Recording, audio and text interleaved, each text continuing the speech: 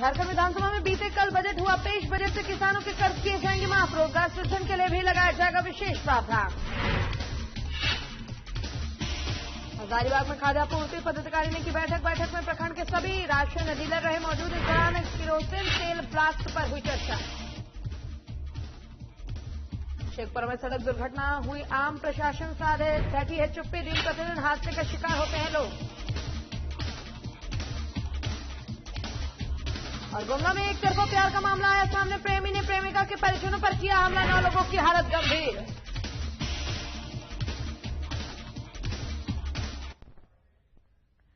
और शुरुआत करेंगे इस वक्त की बड़ी खबर से। चाईबासा से इस वक्त की बड़ी खबर आ रही है। आपको बता दें कि टोलको थाना के लांची जंगल में आईईडी ब्लास्ट हुआ है। नक्सली सर्च अभियान के दौरान आईईडी ब्लास्ट हुआ है। 2 जवान शहीद हो गए हैं, आधा दर्जन जवान घायल हुए हैं। पुलिस और नक्सलियों के बीच मुठभेड़ जारी है। चाईबासा से बड़ी खबर, जहां टोलको थाना के लांची जंगल में आईईडी ब्लास्ट हुआ है।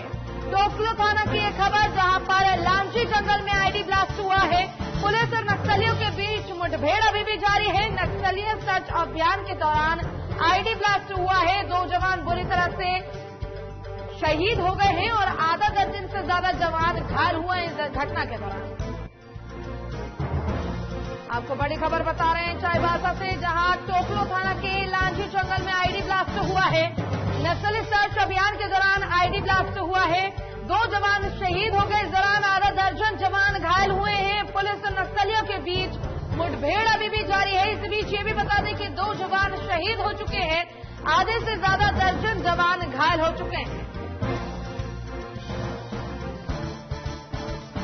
और इसी पर अधिक जानकारी के लिए रांची से हमारे वरिष्ठ संवाददाता चंदन मनोहर फोन लाइन पर जुड़ गए हैं। चंदन, जिस प्रकार से नक्सली सर्च अभियान चलाया गया, 2 जवान शहीद हो गए हैं, क्या कुछ पूरी जानकारी है? जी, मुझे आपको अपडेट बता दूं कि जिस समय यह सुबह में ब्लास्ट हुआ उस समय जो कुछ देर के बाद है घटना में कई जवान जो है, दर्जनों जवान जो है वो घायल हो गए थे। जो शुरुआती दौर में जो घटना हुआ उस वक्त 2 जवान उस घटना के बाद शहीद हो गए, लेकिन एक जवान जो है वो ज्यादा गंभीर थे। वो जो है कुछ देर के बाद उन्होंने अपना दम तोड़ दिया इलाज के दौरान। वहीं 3 जो जवान थे और ज्यादा उनको गंभीर बताया जा रहा था, जिसे 3 जवान को लेकर जो है वहां से चाईबासा से ये कहें कि हेलीकॉप्टर जो है रांची पहुंची और रांची के वेदांता हॉस्पिटल में मेडिका हॉस्पिटल में उनको एडमिट कराया गया है बेहतर इलाज के लिए। इस दौरान कहें कि सीआरपीएफ के जो कमांडेंट रैंक के जो ऑफिसर थे वो सारे मौजूद थे। सिटी एसपी सौरभ कुमार मौजूद थे। और आपको बता दूं कि जिन 3 जवानों को लाया गया है उनमें से 2 जवान की जो हालत है वो बिल्कुल जो है वो गंभीर है और उन्हें बेहतर इलाज के लिए मेडिका में एडमिट कराया गया है। तकरीबन यह कहें कि सुबह का मामला है और उस दौरान जो है सर्च ऑपरेशन नक्सलियों के विरुद्ध जो है वो जिला पुलिस और सीआरपीएफ और जगुआर पुलिस जो इनके तत्वाधान में चल रहे थे, संयुक्त रूप से चल रहे थे। और इसी दौरान जो है यह लैंडमाइन जो है वो ब्लास्ट किया है। आपको यह भी बता दें कि जो भी मृत है, जो भी शहीद हुए हैं 3 जवान, वो जगुआर के थे और झारखंड के ही निवासी अलग अलग जिलों के रहने वाले थे। जी पूजा जी, ऐसे में पुलिस और नक्सलियों के बीच मुठभेड़ जो है वो अभी भी जारी है, ये भी जानना चाहेंगे आपसे। जी हाँ, जो सूचनाएं वहाँ के एसपी ने बताया कि जैसे ही लैंडमाइन ब्लास्ट हुआ है तो सभी जो भी सुरक्षा बल थे वो अनबैलेंस हो गए, सभी ने अपना बैलेंस खो दिया, जिसके बाद जो नक्सली जो है वो अंधाधुंध जो है ताबड़तोड़ फायरिंग करने लगे। और जब तक जो सुरक्षा बल थे झारखंड पुलिस के या सीआरपीएफ के जवान जो थे वो संभलते, तब तक संभलते के साथ इन्होंने जवाबी हमला किया। उसके बाद नक्सली जो है घनघोर जंगल का फायदा उठाकर जंगल में भागने में सफल रहे। लेकिन अभी भी आपको बता दूं कि जिस तरीके से ताबड़तोड़ जो सुरक्षा बलों की सर्च अभियान जारी है नक्सलियों के विरुद्ध, तो संभवतः यह दिखाया जा रहा है कि कुछ देर के बाद जो है एक झारखंड पुलिस और सीआरपीएफ के संयुक्त रूप से इस सर्च अभियान में एक बड़ी सफलता हाथ लगने की जो सूचना है वह सामने आ सकती है। जी पूजा। जी, बहुत बहुत शुक्रिया चंदन आपका तमाम जानकारी के लिए। चलिए अब आपको सीधे लिए चलते हैं रांची, जहां झारखंड विधानसभा में बजट सत्र का आज 5वां दिन है। ऐसे में क्या कुछ पेश किया जा रहा है आपको दिखाते हैं। के कारण इनका कार्यकाल समाप्त हो गया है तथा कार्यकारी व्यवस्था के तहत ये कार्यरत है। इनका 5 वर्षों तक का मानदेय का भुगतान अब तक नहीं हुआ और 15वीं वित्त आयोग के तहत इन्हें प्रदत्त योजनाओं की राशि का प्रशासनिक स्वीकृति नहीं होने के कारण व्यय नहीं हो पा रहा है। अतः मैं सदन के माध्यम से पंचायत चुनाव कराने, इनके बकाया मानदेय का भुगतान करने एवं 15वीं वित्त आयोग की राशि का व्यय हेतु सरकार से मांग करता हूं। धन्यवाद। माननीय सदस्य श्री दीपक बिरुआ जी। अध्यक्ष महोदय, पश्चिमी सिंहभूम जिला के कोल्हानपुरा 8 जो विशेष क्षेत्र है विल्किंसन रूल का, उसमें राजस्व लगान वसूली हुकूकनामा के प्रावधान उल्लेखित प्रावधान के अनुसार करने की मांग आपके माध्यम से सरकार से करता हूँ। माननीय सदस्य श्री राजेश कच्छप जी। अध्यक्ष महोदय, रांची जिला के गेतेलसूर डैम का तटबंध अति जर्जर स्थिति में है। कभी भी बड़ी हादसा हो सकती है। उक्त तटबंध घनी आबादी को जोड़ता है। मैं सदन के माध्यम से सरकार से कहना चाहूंगा कि उक्त डैम के तटबंध को अतिशीघ्र मरम्मती एवं सुदृढ़ीकरण किया जाए। माननीय सदस्य डॉक्टर नीरज यादव जी। माननीय सदस्य श्री भूषण बाड़ा जी।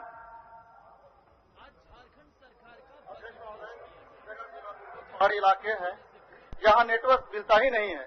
नतीजतन राशन उठाने हैं तो ग्रामीण पीडीएस दुकानदार को लेकर भूखे प्यास से सप्ताह भर नेटवर्क की तलाश में पहाड़ियों पर भटकते रहते हैं। फलस्वरूप नेटवर्क नहीं मिलने के कारण आमजन अंगूठे का निशान नहीं लगा पाते हैं तथा हताश होकर शाम को बगैर राशन लिए घर चले जाते हैं। बावजूद इसके राशन उठाने के क्रम में ग्रामीण रोजी रोटी हेतु सप्ताह भर कमाई नहीं कर पाते हैं। अतः सिमडेगा जिला में जब तक नेटवर्क पूर्वतः बहाल नहीं हो जाता तब तक पूर्व की भांति ऑफलाइन राशन वितरण की व्यवस्था करने की पुरजोर मांग मैं सरकार से करता हूं। माननीय सदस्य डॉक्टर इरफान अंसारी जी। महोदय, पहले मेरा एक सूचना है महोदय, ले लीजिएगा सूचना, उसके बाद में पहले शून्य काल पढ़िए। एक सूचना पहले शून्य काल पढ़िए। कंक्लूड कर दूंगा तुरंत 2 मिनट में महोदय, इसमें अर्जेंट है महोदय। अभी शून्य काल चल रहा है। मान्य सदस्य, अभी बंदूदा का एक क्वेश्चन था महोदय। मान्य सदस्य शून्य काल पढ़िए ना, शून्य काल पढ़िए महोदय। 2 सेकंड महोदय, 2 सेकंड। बंदूदा का पढ़िए मान्य सदस्य, शून्य काल पढ़िए। ठीक है महोदय। शून्य काल पढ़िए। जामताड़ा जिला अंतर्गत महिजाम में एक बड़ा डेयरी प्लांट खोलने की मांग मैं सरकार से करता हूं महोदय। महिजाम जो है दूध उत्पादन का हब रहा है और पूर्व सरकार में काफी भेदभाव और पक्षपात मेरे साथ किया गया है। अब हमारी सरकार है यहाँ पर और डायनेमिक मुख्यमंत्री जी भी है, बादल जी भी है, इसलिए मैं मांग करता हूं कि इसी वित्त वर्ष में महिजाम में एक मेगा प्लांट डेयरी मिल खोलने की मांग मैं सदन से करता हूं महोदय। एक बात और महोदय, अभी बंदूदा बता रहे थे महोदय, छात्रवृत्ति का क्वेश्चन मेरा भी था और महोदय मैं देख रहा हूं जब से चुनाव जीतने के बाद महोदय, गरीब तबके के बच्चे जो माँ बाप पढ़ाना चाहते हैं, छात्रवृत्ति उनको नहीं मिल रहा है महोदय। मान्य साहब, जो क्वेश्चन बंदूदा ने किया, मेरा भी क्वेश्चन सेम था। इतना गंभीर क्वेश्चन महोदय हो गया, उसके बाद ये हो गया। माननीय सदस्य कोचे मुंडा जी। माननीय सदस्य श्री बंधु तिर्की जी। माननीय सदस्य श्री बंधु तिर्की जी। अध्यक्ष महोदय, झारखंड के रेस्तरां, 5 स्टार होटलों, मैरिज हॉल से लेकर खेला खोमचा में कुल्हड़ और सखुआ के पत्तल की उपयोगिता अनिवार्य करने से झारखंडी जनता जो गांव में जंगल जमीन से जुड़ी हुई है, उन्हें लघु उद्योग, कुटीर उद्योग से जोड़कर रोजगार के साधन मुहैया कराया जा सकता है। अध्यक्ष महोदय, जनहित में कुल्हड़ और सखुआ के पत्तल की उपयोगिता अनिवार्य करने की मांग सदन से करता हूं। माननीय सदस्य श्री भूषण तिर्की जी। अध्यक्ष महोदय, स्कूली व साक्षरता विभाग झारखंड सरकार गैर सरकारी सहायता प्राप्त अल्पसंख्यक रहित विद्यालय में अध्ययन करने वाले छात्र छात्राओं के साथ पूर्व की सरकार ने सौतेला व्यवहार किया है। 2017-18 के बाद और गैर सरकारी सहायता प्राप्त अल्पसंख्यक सहित विद्यालयों में पढ़ने वाले छात्र छात्राओं को विद्यालय में दिए जाने वाले किट, पोशाक, विद्यालय विकास की राशि पर भेदभाव कर रोक लगा दी गई है। अतः मैं अल्पसंख्यक रहित विद्यालय में अध्ययन करने वाले छात्र छात्राओं को मिलने वाली सारी सुविधाएं, किट, पोशाक एवं विद्यालय विकास की राशि अविलंब देने की मैं मांग सरकार से करता हूं। माननीय सदस्य श्री। और इससे पर अधिक जानकारी के लिए हमारे वरिष्ठ संवाददाता नवीन शर्मा हमारे साथ फोन लाइन पर जुड़ गए हैं। नवीन, कल बजट पेश किया गया है, 91,277 करोड़ का ये बजट पेश किया गया। क्या कुछ खास जनता के लिए रहा है इस बजट में?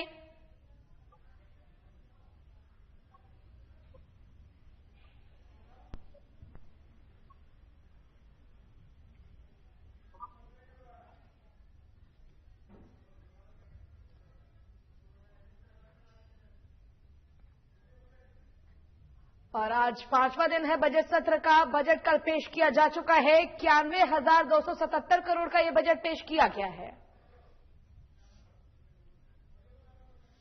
माननीय सदस्य नारायण दास जी, चलिए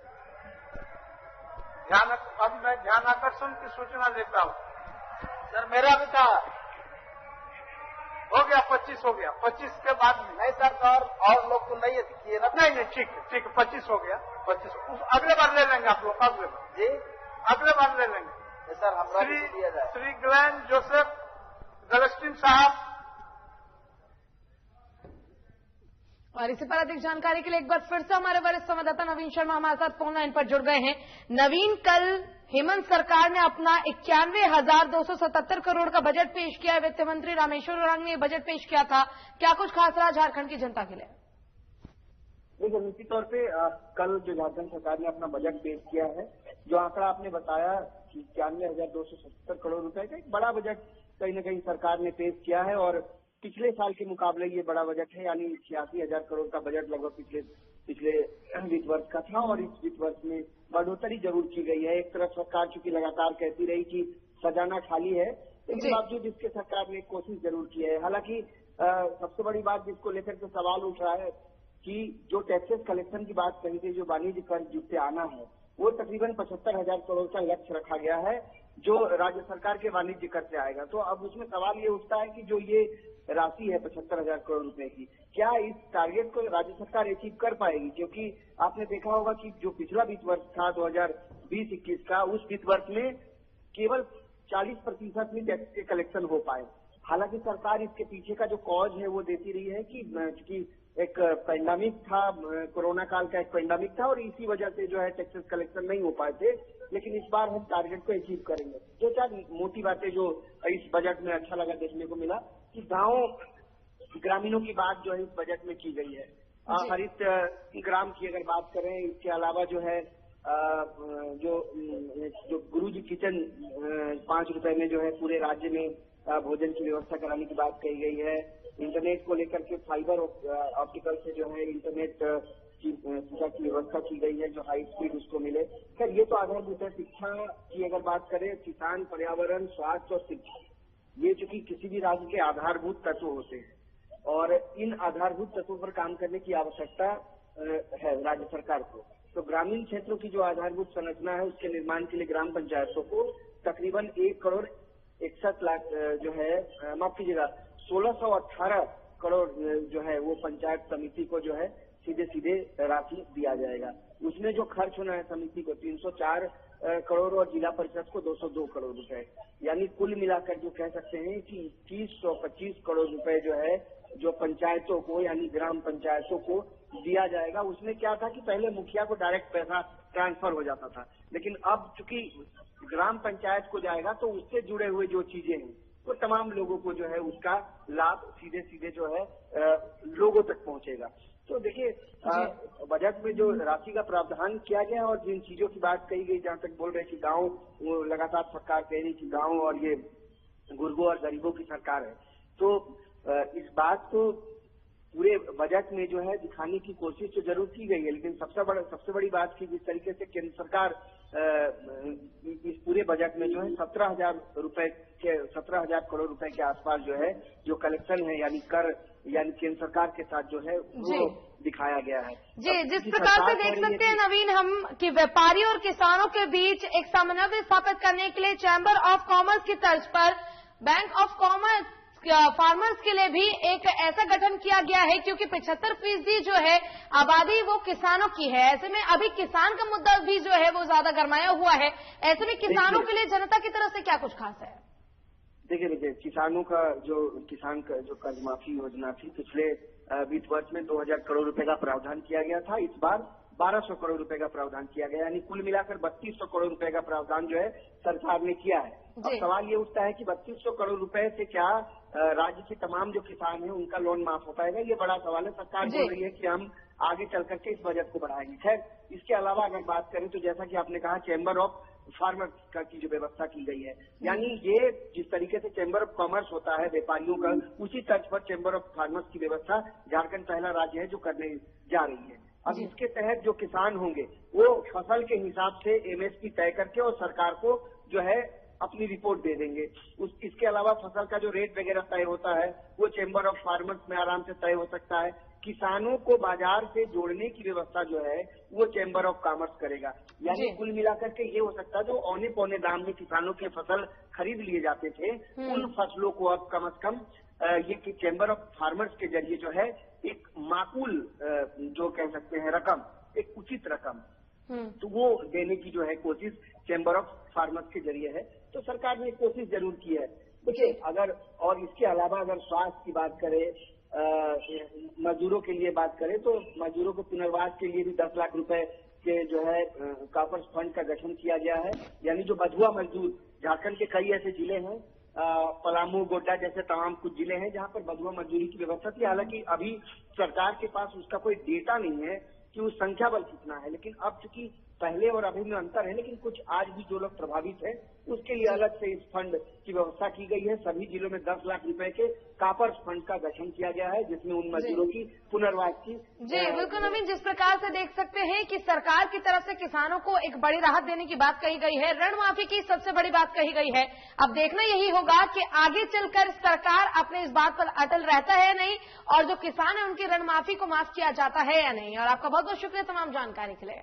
और यहाँ रुकेंगे छोटे से ब्रेक के लिए, ब्रेक के बाद जल्द होंगे हाजिर।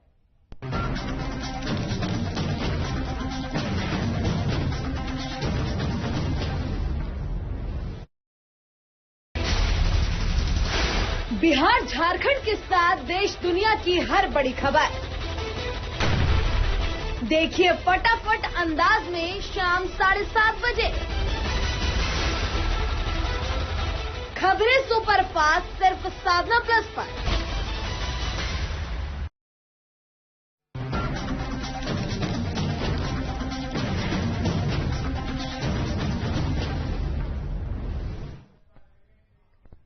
और ब्रेक के बाद एक बार फिर से रुक करेंगे बड़ी खबर की ओर। पश्चिम बंगाल से बड़ी खबर आ रही है। आपको बता दें कि बीजेपी में अब सौरभ गांगुली शामिल होने जा रहे हैं। ये क्रिकेटर सौरभ गांगुली अब बीजेपी में शामिल होंगे। पश्चिम बंगाल से बड़ी खबर, 7 मार्च की पीएम मोदी की रैली में थामेंगे बीजेपी का दामन। मोदी के मंच पर होगी औपचारिक घोषणा। बीसीसीआई के अध्यक्ष है सौरभ गांगुली और अब बीजेपी में शामिल होने की तैयारी में है सौरभ गांगुली। 7 मार्च की पीएम मोदी की रैली में थामेंगे बीजेपी का दामन। मोदी के मंच पर होगी औपचारिक घोषणा, यानी कि 7 मार्च को मंच पर औपचारिक घोषणा हो जाएगी। सौरभ गांगुली बीजेपी का दामन थामेंगे 7 मार्च को। पीएम मोदी की रैली में ये दामन थामेंगे वो, और बीसीसीआई के अध्यक्ष है सौरभ गांगुली। बड़ी खबर पश्चिम बंगाल से, बीजेपी में शामिल होंगे सौरभ गांगुली। 7 मार्च पीएम मोदी की रैली में थामेंगे बीजेपी का दामन। मोदी के मंच पर होगी औपचारिक घोषणा। बीसीसीआई के अध्यक्ष हैं सौरभ गांगुली।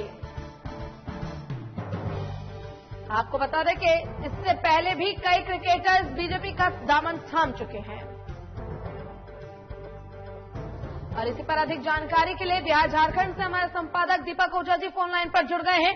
दीपक जी, अब सौरभ गांगुली जो हैं वो बीजेपी का दामन थामने जा रहे हैं। इससे पहले भी कई क्रिकेटर्स ने बीजेपी का दामन थामा है और हाल ही में अशोक डिंडा ने भी बीजेपी का दामन थामा है, क्या कुछ पूरी जानकारी है? बिल्कुल पूजा, आपने ठीक कहा कि कई क्रिकेटरों ने पहले भी बीजेपी का दामन थामा है और वो चुनाव जीते भी हैं और आज सांसद भी हैं, लेकिन बंगाल में बीजेपी हर काम दंड भेद लगाना चाहती है जिससे कि वो अपने आप को मजबूत कर सके टीएमसी के सामने। तो आज ये एक बहुत बड़ी मजबूत कड़ी को उन्होंने ग्रैब किया है और 7 तारीख को जब पीएम का रैली होना है पश्चिम बंगाल में, उस रैली के मंच पर सौरभ गांगुली को औपचारिक सदस्यता भी दिलाई जाएगी और इसकी घोषणा प्रधानमंत्री नरेंद्र मोदी करेंगे। तो ये जो सिनेरियो दिख रहा है पूजा जी, एक एक करके टीएमसी का कुनबा भी धराशायी होकर के बीजेपी में आ रहा है और जो वहां के दिग्गज हैं जिनसे वोट बैंक प्रभावित हो सकता है उनको बीजेपी प्रभावित करके अपने में शामिल कराने की कोशिश कर रही है। इसमें एक ये मजबूत कड़ी जुड़ रहा है सौरभ गांगुली के रूप में, और सौरभ गांगुली किसी नाम के मोहताज नहीं है, वो एक नामचीन चेहरा है और उनका प्रभाव है पूरे पश्चिम बंगाल में, न कि कोलकाता में। तो ये जब 7 तारीख को औपचारिक रूप से जुड़ जाएंगे बीजेपी में, तो बीजेपी कहीं और मजबूत दिखेगी पश्चिम बंगाल में पूजा जी। तो इसका मतलब कहीं ना कहीं दीपक जी हम ये समझ सकते हैं कि बीजेपी जो है वो खुद को और ज्यादा मजबूत बनाने के लिए और मतदाताओं को अपनी तरफ और ज्यादा आकर्षित करने के लिए, क्योंकि जिस प्रकार से आपने बताया कि सौरभ गांगुली जो है काफी ज्यादा प्रसिद्ध क्रिकेटर है और उनके काफी सारे फैंस हैं, तो कहीं ना कहीं मतदाताओं को अपनी तरफ आकर्षित करने के लिए ये बीजेपी का दामन थामा जा रहा है। बिल्कुल पूजा, क्योंकि कि ये बीजेपी का सुपर फिक्सर है पश्चिम बंगाल के लिए कि उन्होंने सौरभ गांगुली को अपने में शामिल कराने के लिए राजी कर दिया गया है। वो अभी बीसीसीआई के अध्यक्ष भी हैं, तो कहीं न कहीं पूरे देश में उनका प्रभाव है और पश्चिम बंगाल के वो बासिंदा हैं, उनकी पैदाइश वहीं की है, वहीं पे उनके पिताजी एक नामचीन व्यवसायी भी हैं, उनकी माँ भी काफी प्रचलित, जो रूपा गांगुली थी वो भी काफी प्रचलित है, तो उनके पूरा परिवार का वहाँ प्रभाव है, तो उनका फायदा बीजेपी को मिलेगा। जी, ऐसे में ये भी जानना चाहेंगे दीपक जी आपसे, जिस प्रकार से आपने बताया कि 7 मार्च को पीएम मोदी के रैली में वो दामन थामेंगे बीजेपी का, ऐसे में सौरभ गांगुली की तरफ से क्या इसको लेकर कोई प्रतिक्रिया आ रही है या फिर विपक्ष की तरफ से इसको लेकर कोई प्रतिक्रिया सामने आ रही है और क्या कुछ कयास लगाए जा रहे हैं? ये सूत्रों के हवाले से खबर है पूजा, अभी तक बीजेपी की तरफ से या फिर सौरभ गांगुली की तरफ से किसी तरह प्रतिक्रिया नहीं दिया गया है और सामान्य की टीम है वो लगातार कोशिश कर रही है सौरभ गांगुली से संपर्क साधने की। जब कुछ बात होती है तो हम लोग अपने दर्शकों तक पहुंचाएंगे, लेकिन सौरभ गांगुली ने जो कम शब्दों में कहा है लोगों के बीच कि वो कोई राजनीतिज्ञ नहीं है, जो फैसला होगा आने वाले समय में सबको पता चलेगा।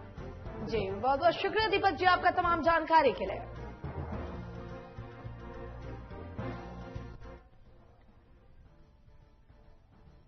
चलिए रुक करेंगे खबरों की ओर और बात करेंगे शेखपुरा की, जहां आए दिन सड़क दुर्घटनाएं हो रही हैं, लेकिन प्रशासन इस पर चुप्पी साधे हुए बैठा हुआ है। बता दें कि कुछ इसी तरह से सड़क हादसे का शिकार एक छात्रा हुई है। हादसे का शिकार हुई गायत्री कुमारी रौनी गांव के सुधीर महतो की बेटी बताई जा रही है। वो सुबह पढ़ने के लिए शेखपुरा बाजार कोचिंग आई हुई थी कि अचानक शेखपुरा सदर थाना के पास मोटरसाइकिल सवार ने धक्का मार दिया और मौके से फरार हो गया। वहीं उसकी साथी दूसरी छात्रा निशा कुमारी भी गंभीर रूप से घायल हो गई। घायल निशा कुमारी खतरे से बाहर बताई जा रही है, जबकि दूसरी घटना शेखपुरा जिला क्षेत्र अंतर्गत अरियरी थाना के रंका गांव निवासी 28 वर्षीय तुलसी रविदास की बताई जा रही है। मृतक के भाई शिव रविदास ने बताया कि सुरेंद्र यादव के साथ बालू गिराने के लिए शेखपुरा गया था। रात 9 बजे पता चला कि ट्रैक्टर से गिरने से मौके पर ही मौत हो गई इसकी। यह घटना शेखपुरा कच्ची रोड में घटी। स्थानीय लोगों ने घायलों को अस्पताल में लाया, जहां पर डॉक्टर ने उन्हें मृत घोषित कर दिया। ये 2 घटनाएं अलग अलग शेखपुरा की आपको बताई, जहां एक छात्रा गंभीर रूप से घायल हो गई और जहां दूसरी तरफ एक व्यक्ति घटना का शिकार हो गया और उसकी मृत्यु हो गई घटनास्थल पर ही। कहाँ क्या पूरा क्यों लग गया? अब कौची लग गया, गाड़ी लोड था, बालू कौची था, ले गया था। सुलंदर कहाँ का है? पतरेता। किसी प्रकार का कोई दुश्मनी या मारपीट किया कुछ किसी पर आरोप है? ना, तो उसकी कवर देंगे। क्या किसी से दुश्मनी पुराना विवाद कुछ था? ना। और वहां गुमला में एक तरफ प्यार में विवाद की घटना रुकने का नाम नहीं ले रही है। इसी कड़ी में आपको बता दें कि एक सनकी प्रेमी ने प्रेमिका के परिजनों को धारदार हथियार से मारकर घायल कर दिया। घटना में प्रेमिका सहित 9 लोग गंभीर रूप से घायल हो गए। वहीं 5 अन्य की स्थिति नाजुक है। इन्हें इलाज के लिए रिम्स रेफर कर दिया गया है। ये मामला सदर थाना क्षेत्र चंडाली गांव के पुलिस लाइन के समीप का है। जानकारी के अनुसार प्रेमी नरेंद्र केरकेट्टा सीआरपीएफ का जवान है, जो फिलहाल जम्मू कश्मीर में पदस्थापित है। हालांकि युवक विवाहित है, मगर गुमला में एक लड़की से पिछले 4 सालों से उसका प्रेम प्रसंग चल रहा है। रुबीना के परिजनों ने बताया कि सीआरपीएफ के जवान द्वारा एक तरफा प्यार किया जा रहा है और रुबीना कुमारी से मोबाइल पर वीडियो कॉलिंग में प्रेमी सीआरपीएफ के जवान अश्लील वीडियो बनाकर अपने कैंप के दोस्तों के साथ शेयर करता था। इसका विरोध करने पर ही उसने धारदार हथियार से उसके परिजनों को घायल कर दिया। इससे प्रेमिका सहित प्रेमिका के परिवार के 9 लोग घायल हो गए। वहीं गुमला के थाना प्रभारी मनोज कुमार ने बताया कि यह मामला पारिवारिक विवाद का है और मामले पर उचित कार्रवाई की जाएगी। इस घटना के बाद सदर अस्पताल और घटनास्थल पर अफरा तफरी मच गई। इधर सदर अस्पताल में चिकित्सा की समुचित व्यवस्था नहीं रहने के कारण घायलों को इलाज करने में काफी कठिनाइयों का सामना करना पड़ा है। तो एक्चुअली मेरा है कि पुराना लोग का जो विवाद है, पहले शादी विवाह किया, फिर जो कि दोबारा जो क्या बोलते हैं एग्रीमेंट शादी किया, यानी जबरदस्ती जो कर रहा है, इसके कारण इसके साथ में रहता है। नौकरी पे जाता है, नौकरी पे जाके एक महीना में साप्ताहिक दिन भी नहीं रहता है, छुट्टी लेके आता है और घर में आके मान छूटने का धमकी देता है, मेरे साथ में शादी करो, नहीं करने के बाद उसको जान से मारने का धमकी देने का यही बात करता है। 7 लोग इंडियन हैं, कर दिया गया है, 4 को रिफर कर दिया गया है। पेशेंट की हालत सर क्या हो रही है? 3 की हालत नाजुक है। 3 की हालत नाजुक है और पति पत्नी का झगड़ा था, जो यहाँ ढूकू करता है, ढूकू के नाम पे 5 साल से रहती थी। उसी पति पत्नी के झगड़ा को सलटाने के लिए दोनों पक्ष के लोग बैठे हुए थे और उसी में विवाद हो गया। इसी में जो लड़का पक्ष जो कि जॉब में भी है, उसके द्वारा कुछ आदमी को मार के घायल कर दिया गया है।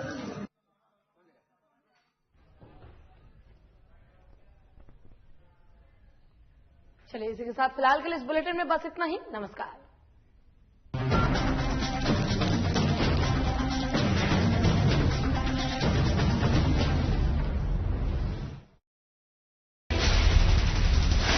बिहार झारखंड के